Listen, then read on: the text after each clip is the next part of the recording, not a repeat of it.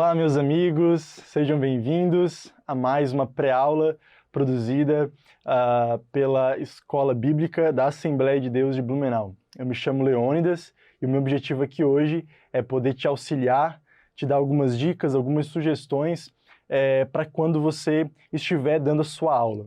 Nós estamos trabalhando a lição de número 12 aqui nessa pré-aula do segundo trimestre de 2020. Né? A temática desse segundo trimestre é fé e obediência no livro de Josué, do Antigo Testamento. Né? E a lição de hoje, número 12, nós vamos tratar do assunto a respeito das cidades que serviram de refúgio para as tribos, né? De todas as tribos de Israel, as 12 tribos, e foram escolhidas 6 cidades onde, quando uma pessoa cometesse um crime de assassinato involuntário, pudesse então se refugiar nessas cidades sem que fosse assassinada ou morta pelo vingador de sangue. Então, nós temos 3 objetivos específicos nesta lição, certo? Se você quiser, você pode então apresentar esses objetivos específicos para os seus alunos para que eles possam se situar, ainda mais se eles estiverem realizando anotações.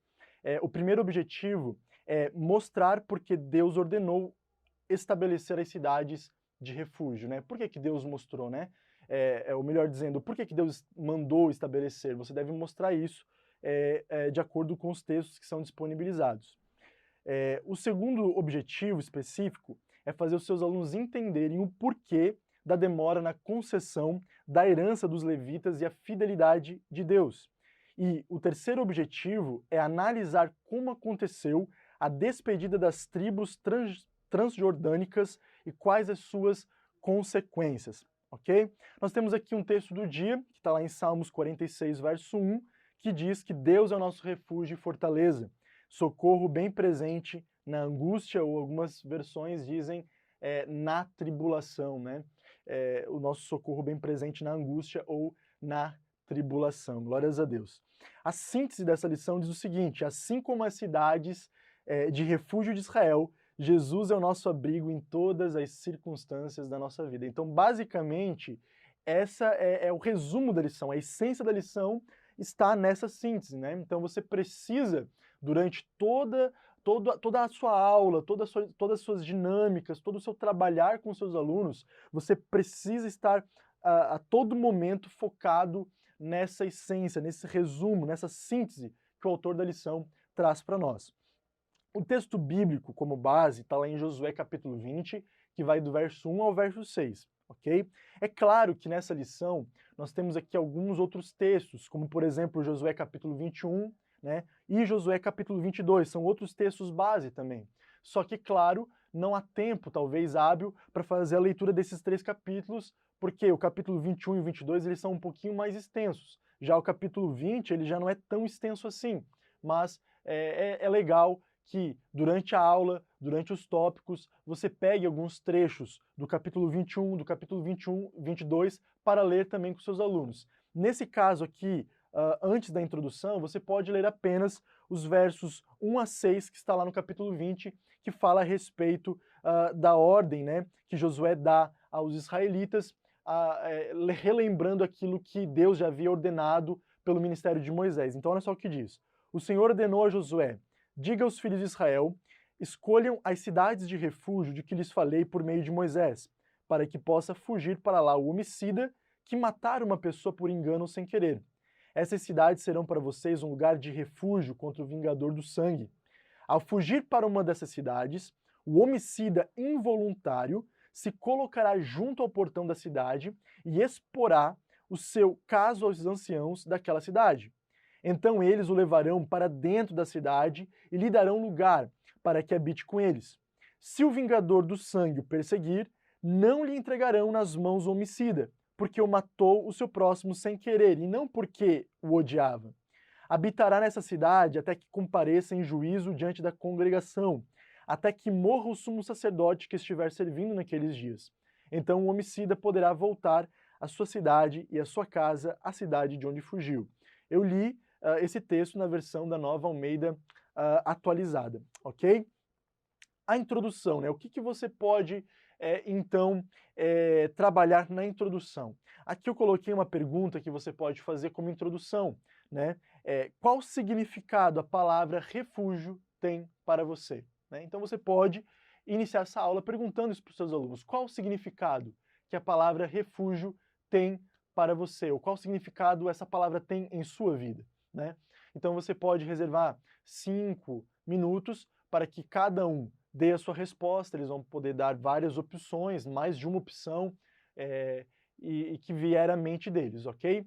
Quando eles terminarem de dar as respostas, você então chama a atenção novamente, né, para aquilo que você irá colocar aqui na introdução, e você vai mostrar para eles que na lição de número 12, essa lição que vocês estão trabalhando nesta aula, vai falar justamente de uma situação que está relacionada a refúgio, né?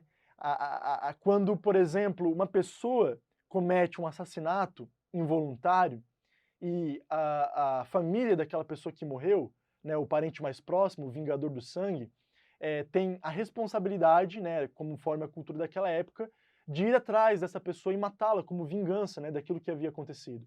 Então Deus estabelece cidades onde essas pessoas que cometeram esse homicídio involuntário possam se refugiar até chegar o momento de haver um julgamento justo por aquilo que havia acontecido. Então, é basicamente essa a introdução que você pode fazer com seus alunos, trabalhando aquela pergunta e depois trazendo a eles aquilo que vai ser trabalhado na lição.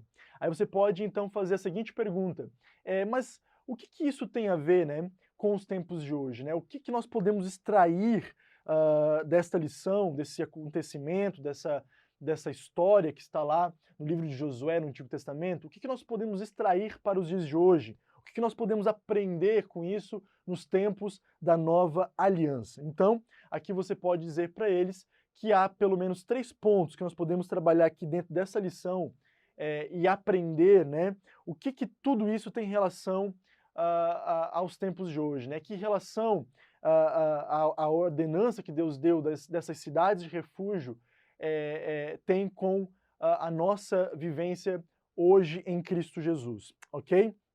Então, primeiro ponto, né? Deus ordena estabelecer cidades de refúgio, né? Como base, Josué capítulo 20, do verso 1 ao verso 9. Então, a primeira coisa que eu pontuei aqui, que nós podemos trabalhar dentro desse primeiro tópico, é que a ordem de estabelecer estas cidades não veio de Josué, muito menos de Moisés. A ordem de estabelecer estas cidades veio do próprio Deus.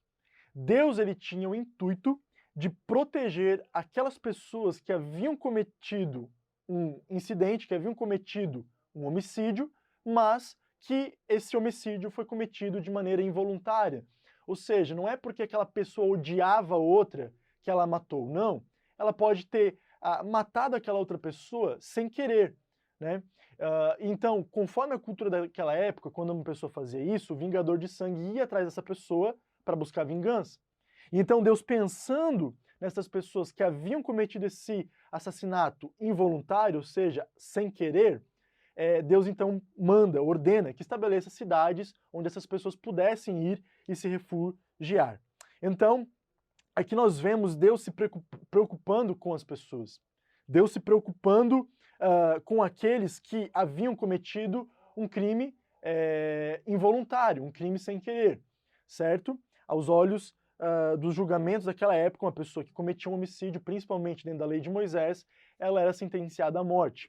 Mas nesse caso aqui, até que se prove que realmente foi um assassinato involuntário, então havia essas cidades para abrigar, refugiar essas pessoas. Essas cidades também eram conhecidas como cidades-asilo, né? Você pode também encontrar esse termo. Agora, qual que é o significado dessas cidades de refúgio nos tempos da nova aliança? Esse aqui é o segundo ponto que eu coloquei para complementar aquilo que o autor da lição já vem abordando dentro do tópico 1. Eu achei interessante que a menção dessas cidades no livro de Josué, e até mesmo o propósito dessas cidades dentro do livro de Josué, tem muito a ver com o nome de Josué. Se você for ver o nome de Josué, ou Jeshua, né, significa o Senhor, Yahvé, salva ou liberta. Né? E Josué, ele tem essa pegada, né, esse propósito de ser a sombra do Cristo no Antigo Testamento, né? E tudo se comprova quando ele executa aquilo que já havia sido ordenado no ministério de Moisés. Ele executa, ele realmente separa essas 3 cidades, melhor dizendo, essas 6 cidades, né? 3 que eram fora de Israel e 3 que eram dentro da terra de Canaã. Então ele ordena essas cidades, ele executa aquilo que já estava sendo ordenado pelo ministério de Moisés, e essa ordenança, esse propósito de estabelecer essas cidades tem muito a ver com aquilo que nós vivemos hoje na Nova Aliança, não é mesmo? A sombra que tem de aquelas pessoas se refugiarem naquelas cidades é uma sombra de que nós hoje, como cristãos, como igreja, podemos nos refugiar em Cristo. Então, eu sugiro que você faça justamente esta aplicação com seus alunos, né? Que naquela época, aquelas cidades serviam de refúgio para aqueles que haviam cometido algum tipo de assassinato involuntário. Hoje, embora nós não tenhamos essas cidades para nos refugiar, nós temos um lugar em meio às tribulações, em meio às tempestades da vida, em meio até mesmo dos pecados e das ofensas que nós cometemos contra Deus, sejam eles dentro ou fora da igreja, nós temos um lugar. Nós temos um lugar onde nós podemos nos refugiar, e esse lugar é em Cristo Jesus. Nesse lugar nós encontramos perdão, nesse lugar nós encontramos graça, nesse lugar nós encontramos um abraço, nesse lugar nós encontramos descanso, mesmo nos momentos mais conturbados e difíceis de nossas vidas. Então, nós podemos ver que tudo aquilo que o autor do livro de Josué está nos trazendo a respeito dessas cidades de refúgio tem muito a ver com aquilo e pode ser muito bem aplicado com a maneira, com o estilo que nós temos hoje de vida em Cristo Jesus, sendo Cristo nosso refúgio. A dinâmica que eu daria para você aqui nesse primeiro tópico é você pegar uma folha, né, para cada aluno, ou melhor dizendo, cada aluno pegue uma folha, né, traga uma folha, ou você distribua uma folha para eles, e uma caneta ou um lápis, né? E você vai pedir para que eles anotem as situações mais difíceis que eles têm enfrentado na vida deles, ou situações em que eles tenham cometido algum tipo de ofensa contra Deus, né? Então, eles podem anotar situações difíceis que eles estão vivendo ou que viveram, e ofensas que eles cometeram contra Deus. E depois você pergunte para eles o seguinte: qual tem sido o seu refúgio em todas essas situações? Qual tem sido o seu refúgio? E você pede então para que eles respondam na própria folha, né? A ideia aqui é mostrar para os seus alunos que, mesmo nas maiores tempestades da vida, eles precisam parar para refletir. O que tem sido o meu refúgio? Será que meu refúgio tem sido meus pais? Será que meus refúgios têm sido os meus amigos? Será que os meus refúgios têm sido as redes sociais? Isso aqui também está dentro da aplicação do tópico 1, né? Essa dinâmica. Será que os meus refúgios têm sido os meus relacionamentos? Ou será que o meu refúgio, o meu verdadeiro refúgio tem sido o próprio Cristo, o próprio Deus? Né? Essa é uma pergunta estratégica, dinâmica e até mesmo traz uma aplicação profunda para a vida dos seus alunos, porque hoje nós vivemos numa era onde o ativismo está muito, muito em cena, não é mesmo? Onde tudo é muito rápido, as horas passam rápido, estamos diante de uma pandemia, parece que o ano, né, começou, mas já estamos no final do ano e nem parece, né? Foi tão rápido. E o que tem sido o nosso refúgio nesse tempo? Né? Eu tinha muito problema com isso, e acredito que todos nós enfrentamos muito esse problema, de quando nós falhamos ou pecamos contra Deus, nós tendemos a fugir para tudo que é lugar, menos para a presença dele. Você já percebeu isso? Que tal você perguntar para os seus alunos assim, olha, quando você erra, quando você peca, porque todos nós pecamos, nós temos que admitir isso. Não basta nós queremos vestir um terno, uma gravata, uma Bíblia debaixo do braço e querer dizer que nós somos os melhores, os mais santos, os seres mais angelicais, e esconder as nossas falhas, esconder as nossas limitações. Nossos alunos precisam conhecer as nossas limitações. Nossos alunos precisam conhecer que, por trás desse professor existe também um ser humano que falha, que peca, que erra, não é mesmo? E qual tem sido o nosso refúgio? Qual tem sido o seu refúgio, professor? Qual tem sido o refúgio dos seus alunos? Quando eles pecam, quando você peca, quando eu peco, quando eu erro. Adão e Eva, quando erraram, fugiram da presença do Senhor. Mas eu tenho a plena certeza que Cristo, Ele quer de nós, mesmo em meio às nossas falhas, mesmo em meio aos nossos pecados, que nós vamos até a presença dEle de joelhos e venhamos a nos refugiar nele, porque nele há perdão, nele há graça, nele há redenção para as nossas vidas. Ok? Essa é a aplicação que pode ser feita dentro do tópico 1, em conjunto com essa dinâmica das anotações, certo? O segundo tópico vai falar a respeito da herança que os levitas exigiram, né, de Josué, conforme aquilo que já havia sido prometido no ministério de Moisés.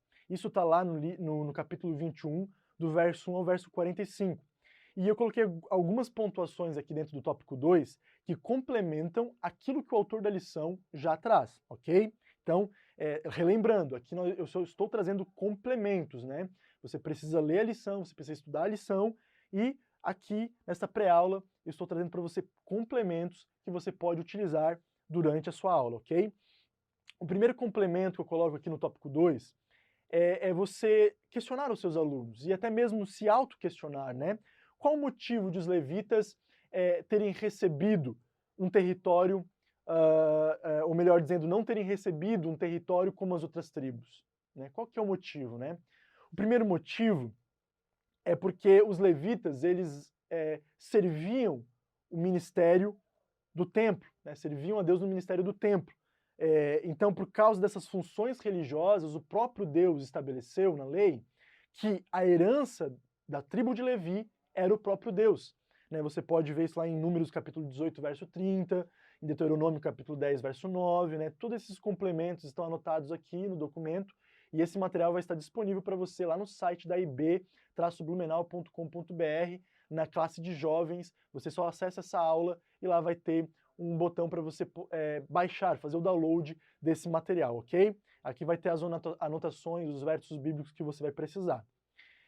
Entretanto, embora o Senhor ter dito que ele era a própria herança dos levitas, o Senhor também resolveu partilhar de algumas cidades, atribuir, melhor dizendo, algumas cidades a essa herança que os levitas tinham.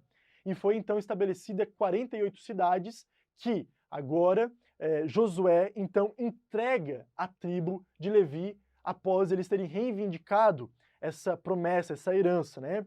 E o que é mais maravilhoso de tudo é que Deus cumpre aquilo que ele havia prometido. Então Deus ordena a Josué e Josué executa esse trabalho de então entregar para os levitas aquelas 48 cidades. Inclusive, dentre essas 48 cidades, para ficar bem claro, haviam também as 6 cidades que serviam de refúgio para os homicidas involuntários. É claro que nós sabemos, né, que haviam pessoas que talvez tentavam burlar isso, né? Matavam alguém e falavam assim, mas, né, eu matei sem querer, né? Eu matei sem querer. Por isso que não havia somente a cidade para você se refugiar, mas depois de um tempo havia também um julgamento, onde então era decidido se aquela pessoa deveria ou não viver, se o que ela havia cometido tinha sido involuntário ou se ela cometeu aquele crime de livre e espontânea vontade, né? Então sempre tem os espertinhos, né? Naquela época com certeza também tinha. Agora, qual que é o significado, né, das heranças na nova aliança, né? Nós sabemos que aqui o tópico 2 está falando a respeito de herança, então esse é o foco do tópico 2, né? Herança, né?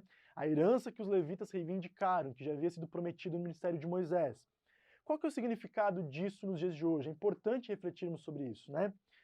Em Cristo nós somos adotados por Deus e então começamos a fazer parte da família de Deus. Isso está lá em Romanos, capítulo 8, no verso 15 e verso 16, né? Que nós fomos adotados por Deus, né? Pelo Espírito de adoção, e nós clamamos Abba, Pai, né? Então, por este motivo, nós, como agora somos filhos em Cristo, filhos de Deus, nós também nos tornamos herdeiros de Deus, né? todo filho tem direito de ter acesso à herança do pai, certo? Faz parte da herança do pai. Mas Deus fez muito mais que isso. Deus fez muito mais que isso. Deus, ele, além de nos tornar herdeiros com ele também nos tornou co-herdeiros com Cristo. Ou seja, tudo aquilo que Cristo tem é seu, é meu, é nosso.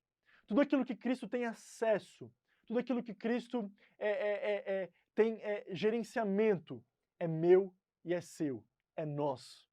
Certo? Isso está lá em Romanos capítulo 8, no verso 17, que Deus nos tornou herdeiros dele e também co-herdeiros com Cristo. Isso é muito bom, isso é maravilhoso.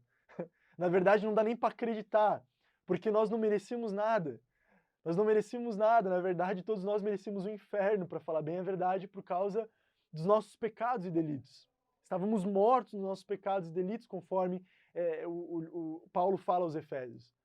Mas Deus, por causa do seu amor, que não há explicação, e talvez nós não iremos nunca conseguir entender esse amor, nos perdoou. E muito mais do que isso, nos adotou. E muito mais do que nos adotou, nos tornou herdeiros e co-herdeiros com Cristo. Temos acesso a essa herança que muitos de nós talvez não conseguem mensurar as riquezas, as bênçãos que se encontram em Cristo Jesus. Então, a aplicação que você pode fazer aqui é que, embora nós saibamos que existam várias bênçãos e muitas delas materiais que Deus hoje pode nos dar, eu suponho que Deus, ele espera que nós venhamos a olhar ou a experimentar muito mais das bênçãos e riquezas espirituais que estão em Cristo Jesus nas regiões celestiais do que as bênçãos materiais. Preste atenção, olha só. Muitas vezes nós nos deliciamos e nos contentamos com aquilo que Deus pode nos dar nesta vida relacionado às bênçãos materiais. Mas nos esquecemos que o foco verdadeiro, e acredito eu, e suponho isso, que Deus esteja querendo nos levar a olhar para as bênçãos que nós encontramos em Cristo Jesus nas regiões celestiais. Aí você pode, então, trabalhar nessa dinâmica, né, com seus alunos. Pelo menos 3 bênçãos. Cite pelo menos 3 bênçãos, né? Ou riquezas que vocês têm experimentado em Cristo. Cite pelo menos 3 bênçãos ou riquezas que vocês têm experimentado em Cristo, né? Você pode fazer com que pedir para que eles anotem isso naquela folha que já foi trabalhada no tópico 1, ou você pode abrir para uma conversa, né? Para um diálogo em sala de aula a respeito dessa pergunta, ou melhor dizendo, dessa sugestão, né? Dessa orientação. Anote, né? Anote, ou diga, ou compartilhe 3 bênçãos, 3 riquezas que vocês têm experimentado em Cristo, né? Aqui vai alguns exemplos, por exemplo, perdão, né? Ninguém pode suprir a necessidade que nós, seres humanos, temos de perdão se não for Deus. Você pode ser perdoado por todo mundo, você pode viver sendo amado por todo mundo, mas no fundo de você existe uma carência, uma necessidade, existe uma consciência que fala para você que não está tudo certo, que existe alguém que você ofendeu e que você necessita do perdão dessa pessoa. Mesmo que os seus pais te amem, mesmo que os seus amigos te amem, mesmo que o mundo te ame, dentro de você existe uma profunda necessidade de perdão que você encontra em Cristo Jesus. Essa é uma das bênçãos, essa é uma das riquezas que nós encontramos em Cristo, o perdão. Outro exemplo, graça, né? Uma graça que nos traz um favor que nós não merecíamos. Nós, se fôssemos tentar fazer pelos nossos próprios esforços, ou se nós tentássemos juntar todas as riquezas das nossas obras para apresentar diante de Deus e falar: Deus, eu sou justo, eu sou digno da sua graça, do seu perdão, da sua salvação, da sua misericórdia, nada disso poderia comprar a graça de Deus. A graça de Deus é dada voluntariamente pelo próprio Deus em Cristo Jesus. Então aqui nós temos alguns exemplos, né? Citei alguns deles para que talvez alguns dos seus alunos vão mencionar, mas se caso eles queiram exemplos, você pode dar esses exemplos para eles, né? De riquezas e bênçãos que Deus nos dá. Muito bem. Agora, a segunda pergunta que você pode ainda fazer dentro dessa dinâmica, né, dentro dessa aplicação do tópico 2, que riquezas ou bênçãos dessa que você tem desfrutado, você também tem compartilhado com as pessoas à sua volta? Será que você tem compartilhado perdão com aqueles que estão à sua volta? Será que você tem compartilhado dessas bênçãos e riquezas que Deus tem colocado na sua vida como a graça, como a misericórdia, como a salvação, como perdão? Será que você tem compartilhado isso com as pessoas que estão à sua volta? Talvez hoje tenham pessoas que estão precisando do seu perdão, estão precisando, professor, da sua graça. Talvez seus alunos estejam precisando disso. E você também pode fazer essa mesma pergunta para eles, ok? O terceiro tópico e último é falar sobre a bênção que Josué dá para os Rubenitas, para os Gaditas e também para a meia tribo de Manassés. Eu pontuei também aqui novamente 3 complementos que você pode estar comparando, né, e complementando a sua aula. O primeiro complemento que eu coloquei aqui é que você precisa esclarecer para os seus alunos qual que é o motivo de Josué ter abençoado os Rubenitas, os Gaditas e também a meia tribo de Manassés, né? Então eles vão encontrar esses 3 motivos, né? Eu separei aqui pelo menos 3 motivos, pode ser que eles encontrem mais, né? Pode ser que seus alunos encontrem outros motivos, mas eu separei aqui pelo menos 3 motivos com base em Josué capítulo 22, do verso 1 ao verso 3. Então você vai passar esses textos para os seus alunos, Josué capítulo 22, do verso 1 ao verso 3, e vai pedir para eles citarem quais são os motivos de Josué ter abençoado os Rubenitas, os Gaditas e a meia tribo de Manassés. Eu separei aqui pelo menos 3 motivos. Primeiro, obediência, né? Eles obedeceram, essas tribos obedeceram tanto a Moisés quanto a Josué.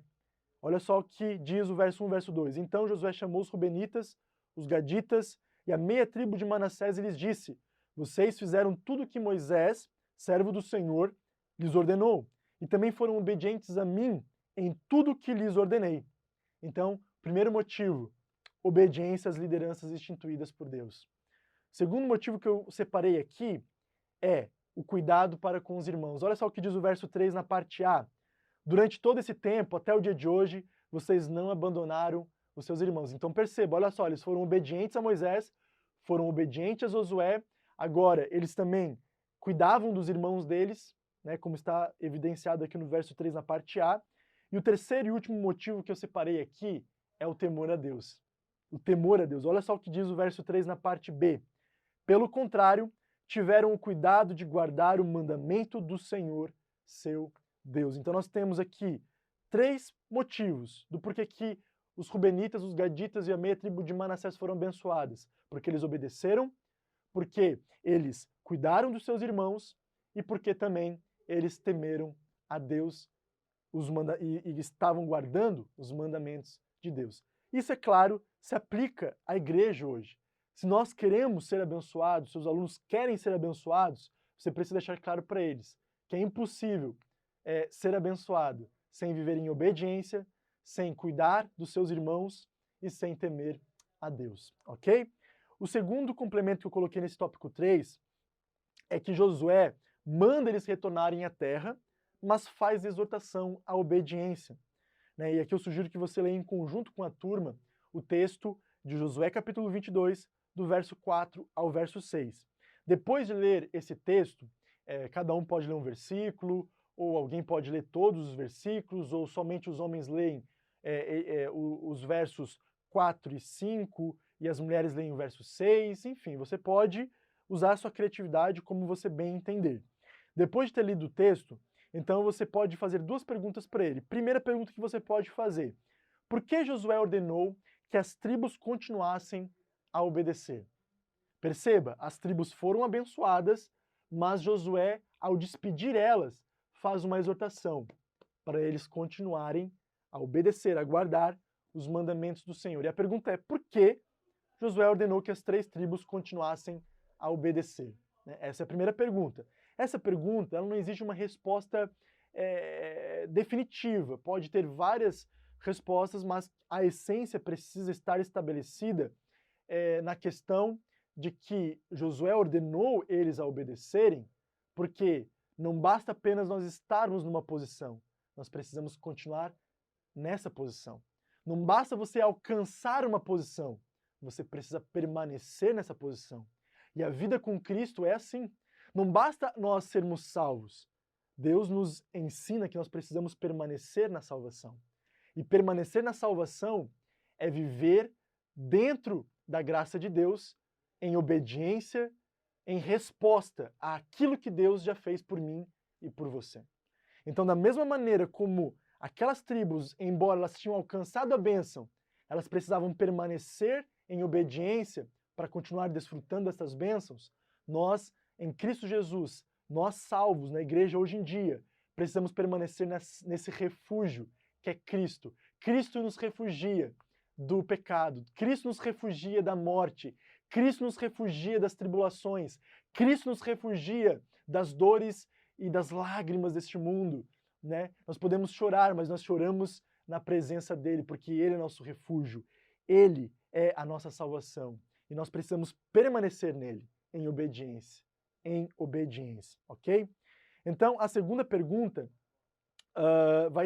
que eu sugiro você fazer para os seus alunos é a seguinte: você acredita que hoje basta estarmos em Cristo ou é necessário também obedecermos a Deus? É exatamente aquilo que eu acabei de explicar, né? Que não basta nós estarmos em Cristo, nós precisamos permanecer em Cristo. E isso é através de uma vida de santidade e obediência a Deus. O terceiro complemento que eu trago para você fazer aqui com seus alunos é o seguinte: a ler o texto que está lá no capítulo 23, ou melhor dizendo, desculpa, no capítulo 22, do verso 10 ao verso 34, certo? É um texto um pouco extenso, né? Talvez você pode selecionar alguns versículos para pegar ali o contexto, mas a ideia é mostrar para os seus alunos aquela pequena confusão que foi causada lá quando essas tribos resolveram construir um altar, né? Um altar do outro lado do Jordão. Né? Por que isso causou uma confusão? Porque os levitas e os sacerdotes, eles acharam que eles tinham construído esse altar para sacrifício. E isso era uma ofensa, era um pecado contra Deus e contra o templo, porque os sacrifícios deveriam ser realizados somente no templo, né? Não podiam ser realizados em qualquer lugar. Então isso era uma ofensa. Então isso causou uma confusão. Eles foram atrás dessas tribos para esclarecer, né? E muitas vezes, ou melhor dizendo, eles foram até mesmo com o intuito de matá-los pelo crime que eles haviam cometido, mas aí lá foi esclarecido que, na verdade, aquele altar não foi construído para sacrifício. Aquele altar foi construído para servir de memorial entre a unidade daquelas tribos que estavam de um lado do Jordão e daquelas tribos que estavam do outro lado do Jordão, né? Era apenas um memorial. Claro que daí depois tudo ficou esclarecido, eles ficaram em paz e não houve nenhuma morte. Mas veja só que um problema de comunicação podia ter causado sérias consequências. Aí você pode, então, finalizar esse tópico 3 realizando a seguinte aplicação. Cite alguns exemplos que você já vivenciou onde a falta de comunicação gerou desentendimentos desnecessários na sua vida ou na igreja. Então a verdade é que não basta nós nos refugiarmos em Cristo, não basta nós permanecermos em Cristo, nós precisamos nos comunicar entre irmãos, entre igreja, nós precisamos ter essa comunicação efetiva. Não podemos fazer as coisas da nossa própria cachola, achando que a igreja é apenas formada por você mesmo, por mim mesmo. Não, a igreja é formada por um corpo. E é necessário haver comunicação, é necessário haver comunhão, né? E uma boa comunicação, uma boa comunhão pode evitar transtornos e problemas, como ocorreu aqui nesse capítulo 22, do verso 10 ao verso 34. É claro que você pode então concluir com seus alunos que a essência dessa lição foi nos mostrar que, assim como aqueles homicidas poderiam se refugiar em Cristo, melhor dizendo, poderiam se refugiar nas cidades de refúgio, nós hoje sim, podemos nos refugiar em Cristo, podemos desfrutar das heranças em Cristo que Deus nos dá e também podemos viver em comunhão, em uma comunicação efetiva de bênçãos, santidade com o corpo de Cristo, que é a sua igreja. Eu espero ter ajudado você, complementado a sua aula, e eu espero que você tenha muito sucesso com com essa lição, com a sua aula. Que Deus te abençoe e nós nos vemos numa próxima oportunidade. Um grande abraço, que a graça de Jesus Cristo esteja sempre com você. Amém.